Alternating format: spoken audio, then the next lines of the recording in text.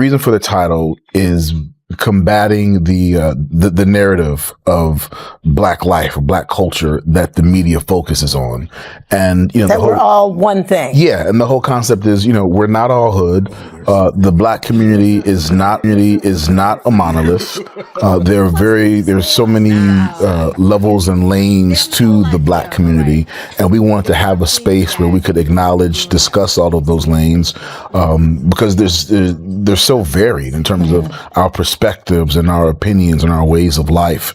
And we wanted to be able to have a place where we can talk about all of those things, discuss all of those things, and shed light on the not all hood aspects of who we are. We finally have an update on the drowning death of Malcolm-Jamal Warner. Now, according to ABC7, they stated that Malcolm-Jamal Warner had drowned while he was on vacation in Costa Rica. Now, the article goes on to say that Warner had drowned off the coast of Costa Rica on Sunday. So this actually occurred on Sunday. They stated that the Costa Rican National Police had told this to ABC News. Malcolm-Jamal Warner didn't drown, at least not according to the woman who knew him best.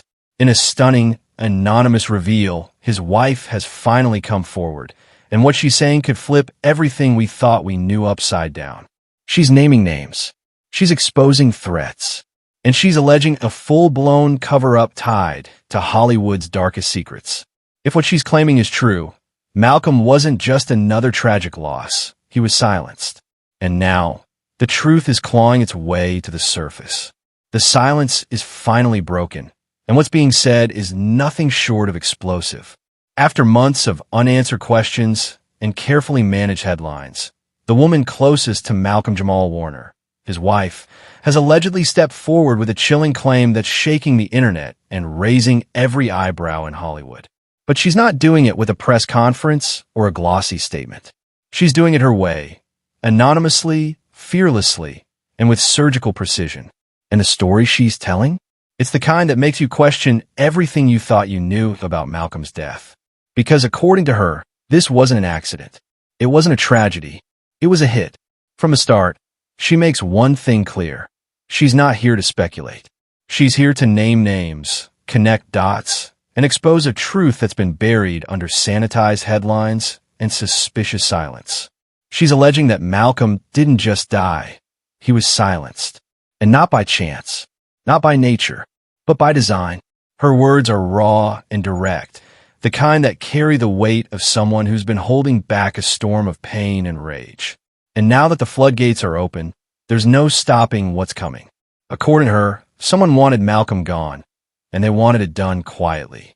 But they made one critical mistake. They underestimated her. What makes this statement even more powerful is what's missing: her face, her name, any shred of personal branding. She refuses to be a spectacle. She isn't doing interviews. No social media reveals. No teary-eyed confessions for clout. Instead, she's chosen to remain hidden in plain sight, letting her words speak louder than her identity ever could. And that anonymity doesn't make her weaker, it makes her more dangerous. Because there's no image to attack, no persona to discredit, just a grieving woman with nothing left to lose and everything to expose. And she's allegedly backing up every word with receipts, details, and a timeline that's making even longtime skeptics pause. The most jarring part of her reveal? She says Malcolm saw it coming. She claims he knew he was being watched, that he'd told her about strange calls, shadowy figures, and a growing sense that something was closing in on him. And despite his instincts to protect his family, to stay quiet for their safety, he couldn't ignore what he was uncovering. The last straw, she says, was the threats. Not vague warnings, actual, anonymous messages warning him to shut up or pay the price. According to her, those threats didn't just scare him. They broke something inside him. But instead of backing down, he started documenting everything. And that's when she believes the clock started ticking. Her statement isn't just an emotional outburst. It's a call to arms.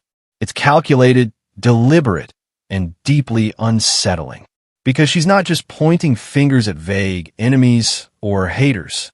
She's hinting at an organized effort, one that involved high-level figures with the power to manipulate media narratives and suppress information. And the implication is clear.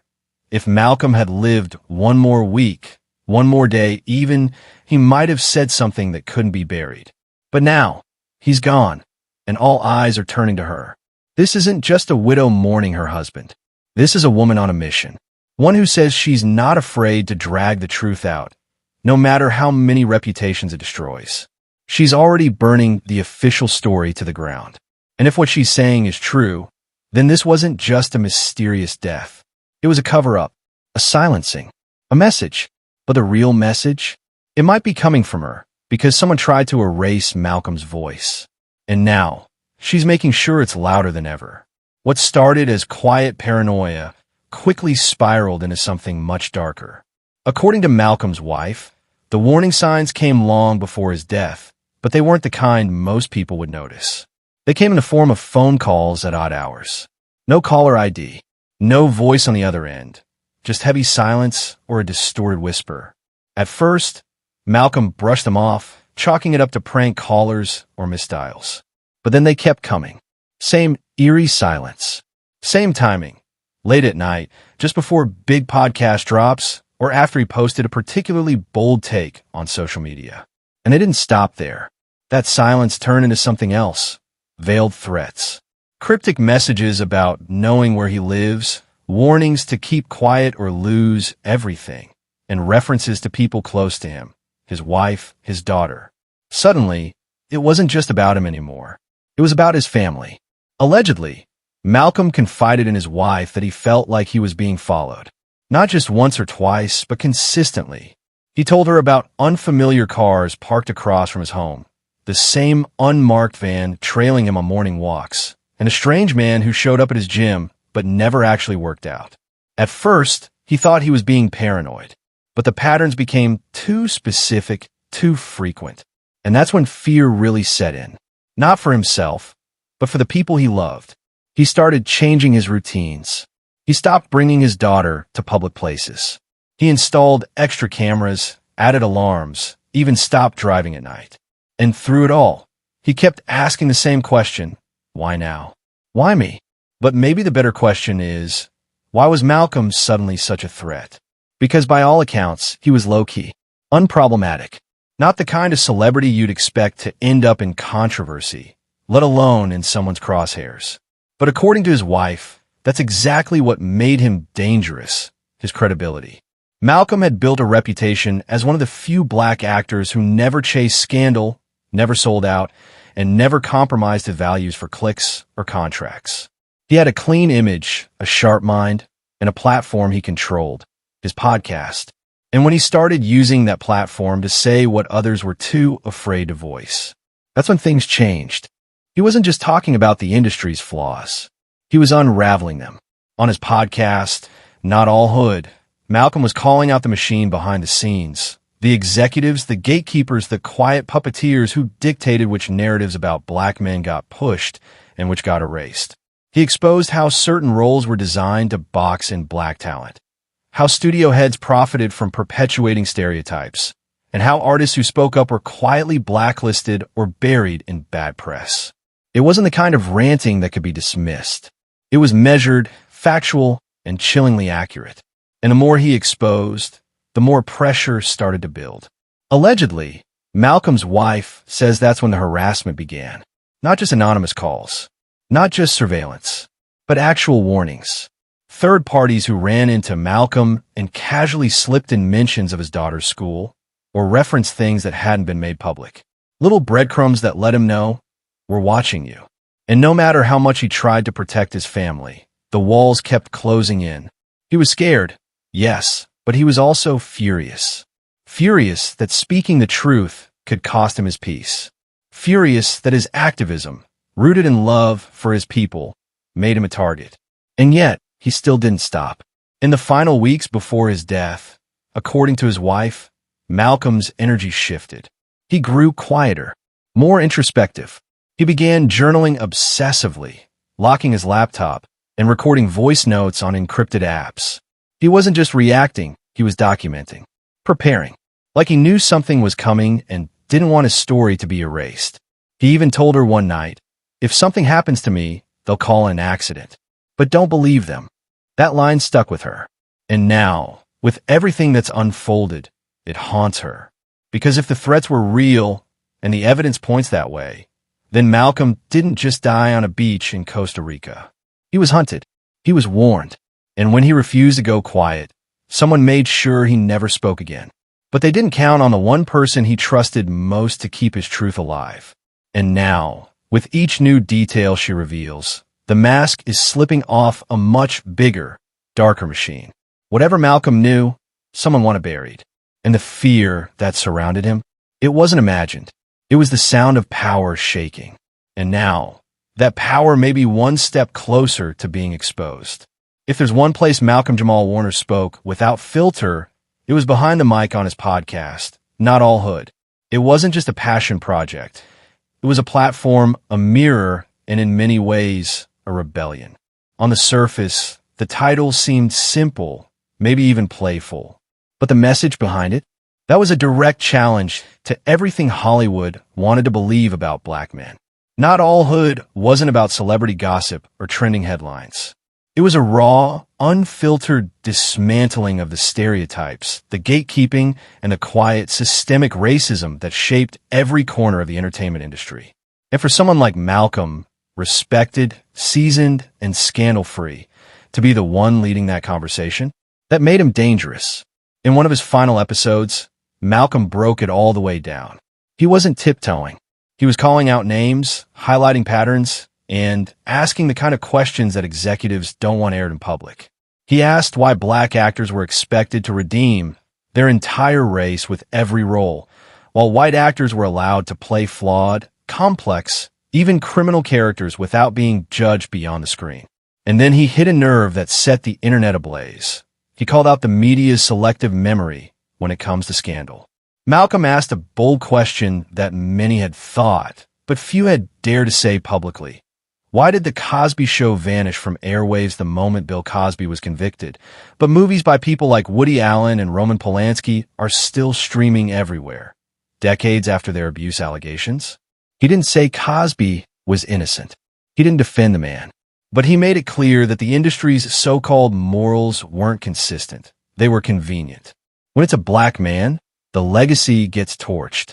When it's a white man, we're suddenly supposed to separate the art from the artist. That double standard? Malcolm didn't just expose it, he weaponized it. And that made people uncomfortable, especially the ones profiting from silence. But Malcolm didn't stop there. He went even deeper, talking about how the industry actively curates chaos in the black community. He accused powerful white executives of manufacturing drama between successful black men, not just for headlines, but for profit. And his prime example? The Drake versus Kendrick Lamar feud. Most people saw it as just another lyrical battle. But Malcolm saw something else. A carefully engineered spectacle designed to divide, distract, and destroy. He called it a cultural blood sport dressed up as entertainment. He said it glorified ego, violence, and rivalry, while white-owned media platforms raked in views, engagement, and dollars. Meanwhile, the long-term damage to the culture was never part of the conversation. And according to him, that was the point. In one episode that fans have since played back 100 times, Malcolm asked, "Why do they only platform us when we're tearing each other apart? Why is that what gets greenlit, sponsored, and promoted?"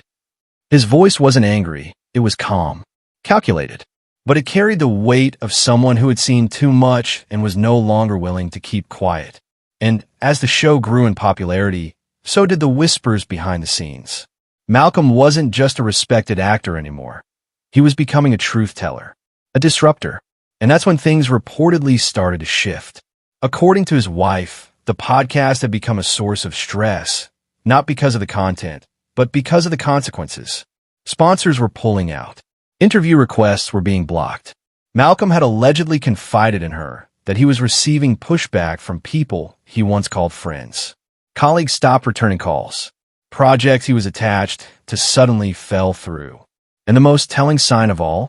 Quiet, off-the-record messages from insiders warning him to dial it back. Not because they didn't agree, but because they were scared. But Malcolm couldn't dial it back. Not anymore. He believed that not all hood was his responsibility, not just his right. It was a space for nuance, truth, and representation beyond the stereotypes. He used it to spotlight underpaid black writers, call out racist audition practices, and uplift stories that never made headlines. He knew he was walking a fine line, but to him, the silence was no longer an option. And in hindsight, that may have been the moment things went too far. Because here's the thing, Malcolm wasn't loud in the way Hollywood expects dissidents to be. He wasn't erratic. He wasn't reckless. He was composed, intentional, and fact-based. And that kind of truth-telling, that's harder to discredit. That's why he was a problem. That's why people started listening. And that's possibly why, according to his wife, he became a target. Looking back, some fans believe Malcolm was trying to send a warning in his final episode. He spoke about legacy, censorship, and what it means to be black, talented, and unapologetically conscious in an industry built to silence dissent. He hinted that he was preparing to lift the curtain all the way on things he hadn't shared before. He said, "There's truth I've been sitting on, and when it comes out, some people ain't gonna like it." And now, with everything that's happened, those words read like a prophecy. Was Malcolm getting too loud? Or was he finally getting clear enough for the world to hear him? Either way, the silence that followed his last episode now feels less like a pause and more like a cover-up. Because if his voice was this powerful alive, imagine what it could do in death. And that's exactly what his wife is trying to make sure we don't forget. When the news of Malcolm-Jamal Warner's death first broke, the headlines were swift and simple. Actor drowns while vacationing in Costa Rica. The narrative was familiar, tragic, but clean. A respected man lost to nature's cruelty while enjoying a quiet getaway.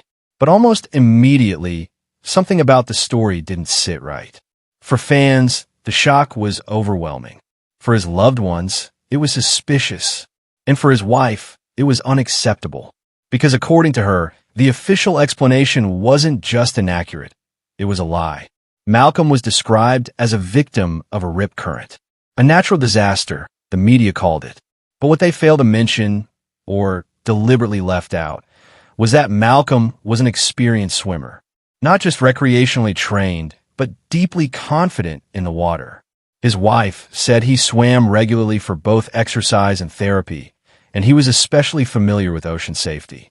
She claims he understood how rip currents worked, how to survive them, and most importantly, how to stay calm under pressure. This wasn't someone likely to panic or misjudge the ocean. And yet, he was the only person who didn't make it out alive. The beach where it happened? Locals called it a red zone. Warning flags were up that day. Dangerous surf, unpredictable currents, and barely any lifeguard presence. Which raises the first red flag. Why would a man as cautious as Malcolm, known for being protective over himself and others, willingly enter the water in those conditions? Especially when traveling with his young daughter. His wife claims he never would have entered the ocean unless something, or someone, forced him to. And if he did go in, she believes he wasn't fully conscious. That theory ties into her most shocking claim. Malcolm didn't drown at all. She alleges that a private examination revealed no water in his lungs. No signs of struggle. No indication that he inhaled ocean water, which is the hallmark of drowning. If true, that completely destroys the narrative we've been sold. If he didn't drown, what really happened to him before he ever touched that water? And then there's the so-called rescue. This was a public beach in broad daylight. Tourists, locals, smartphones everywhere. And yet, not a single video or photo has surfaced showing Malcolm being pulled from the ocean. No footage of lifeguards or bystanders helping. No time-stamped images of CPR attempts or emergency crews. In an age where people film their lunch, how does a high-profile death happen in public with zero digital footprint? That's when the inconsistencies really started piling up. According to Malcolm's wife, the silence surrounding his death didn't end with the media. It deepened at the official level.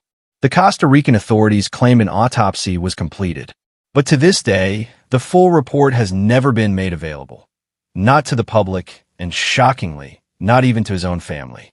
What they received was a summary, a generic statement ruling the death accidental, without any detailed findings, toxicology results, or documentation of injuries.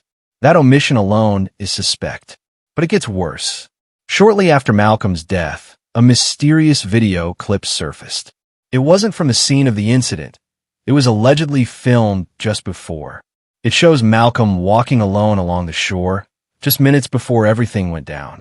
But no one knows who recorded it. It wasn't submitted to police, wasn't mentioned in any official report, and it never aired in the news coverage. The footage is grainy, shaky, and silent. But it raises one terrifying question.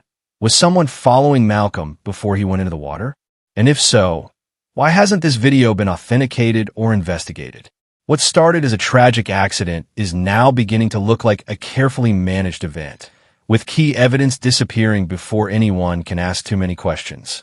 And perhaps the most damning silence is coming from the very authorities who claim to have nothing to hide. But the strangest part of the story? Malcolm wasn't alone in the water. Reports confirmed there was a second man who entered the ocean with him that day. But here's where it gets bizarre. His identity has never been made public. No name, no age, no background, nothing. Who was this man, and why has the media completely ignored him? From what little has been leaked, the man was treated briefly at a local hospital and released within 48 hours. He reportedly suffered minor fatigue and mild shock, but nothing serious. In contrast, Malcolm died. How? Why? If both men were caught in the same current, why did only one suffer fatal consequences? And if the man witnessed what happened, why hasn't he spoken publicly or given a statement to clarify what he saw? Or is that why we still don't know who he is? And it's not just the second man. There were reportedly bystanders present, tourists and beachgoers who saw parts of the rescue or aftermath. Yet not one has come forward. No interviews, no media leaks, no social media posts. It's as if everyone who was there vanished into thin air. Or worse, they were told to stay silent. Even Malcolm's 8-year-old daughter was reportedly near the water when it happened. She survived, unharmed, and was treated for shock. But the circumstances remain unclear. Why was she allowed near such a dangerous beach in the first place? Was she in the water? Was she a witness? And why is there no official statement about her presence, despite her being a key piece of the timeline? These aren't small gaps. They're gaping holes in a narrative that's already teetering on collapse. The more you look, the more it feels like this wasn't a random accident. It was a tightly controlled operation, one where the victim was famous, the witnesses were hidden, and the evidence is now missing in action. Malcolm's wife isn't just mourning a man. She's unraveling a mystery. And the deeper she digs, the more obvious it becomes. Someone wanted Malcolm gone. And now, they want his truth buried right alongside him. The big question echoing in the minds of fans, truth seekers, and now investigators is this. Why would anyone want Malcolm-Jamal Warner dead? Why target a man best known for playing Theo Huxtable, for mentoring young black actors, for quietly minding his business? Until recently. According to those closest to him, the answer is simple. Malcolm stopped playing the game. He wasn't just an actor. He was a man with a mind that saw through Hollywood's glittery surface. And over the past year, especially in the months before his death, Malcolm had been using his platform to call out the hypocrisy, racism, and rot inside the industry he once trusted. His podcast, Not All Hood, started as a cultural deep dive. But as the episodes progressed, the tone shifted from observational to confrontational. He began exposing how the industry elevates certain black voices while silencing others, how billion-dollar corporations profit off of trauma, and how behind closed doors, elite circles protect their own, even when abuse, exploitation, and manipulation are involved. He stirred controversy when he compared Bill Cosby's fall from grace to the complete lack of accountability from men like Woody Allen, Roman Polanski, and Harvey Weinstein's early enablers. He didn't defend Cosby, but he demanded fairness, and that made him dangerous. Malcolm wasn't afraid to point fingers at networks, media executives, and even former castmates who he said knew more than they admitted. And when he started drawing parallels between the music industry's treatment of Kendrick Lamar and the media-protected image of Drake, people began to wonder, what's he really getting at? Privately, he told friends that he was sitting on stories that would blow people's reputations apart, things that had never been published. Allegations involving beloved black celebrities, political figures, and long-protected predators. The kind of content that doesn't just trend, it topples empires. According to one insider, Malcolm had 3 unaired podcast episodes locked on a private drive. One of them was allegedly recorded just 2 weeks before he died. It has never been released. So was Costa Rica a vacation, or was it an escape? His wife claims Malcolm was considering taking his show completely independent, away from platforms that were already pressuring him to dial it back. He wanted to film internationally. He wanted privacy. He wanted distance. And maybe he wanted safety, because in his final days, he reportedly felt watched, even outside the United States. He told a close friend that his phone was acting strange, that emails had vanished, that conversations with potential guests were being intercepted. He believed someone had eyes on him. So when he disappeared into the water that day and never came out, was it really a tragic misstep? Or was it a silencing? If there's one thing more chilling than the threats Malcolm allegedly received, it's the warning his wife says she got just days before his death. She claims that an anonymous message was slipped into their home mailbox, despite living in a secured building. It didn't name Malcolm directly, but it was clear, back off. He's being watched. Your daughter too. That was the moment she knew it wasn't just about him. It was about his family, his child, his legacy. Malcolm had always been vocal about protecting the next generation, especially black children, from a mental manipulation and cultural sabotage he believed was embedded in entertainment. His fight wasn't just artistic. It was spiritual. And according to his wife, that fight didn't die with him. Because now she is stepping into the light. Anonymously, yes, but unapologetically. She's leaking documents, making contact with whistleblowers, pushing for the release of Malcolm's missing podcast recordings, and demanding a third-party investigation into his death.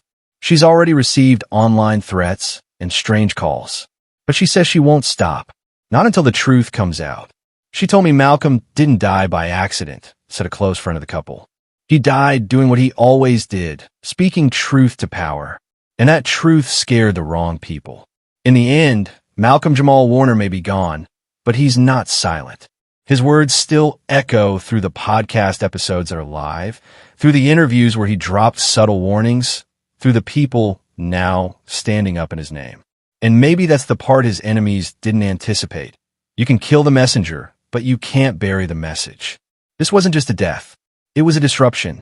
And now, the cost of silence is finally being paid in full.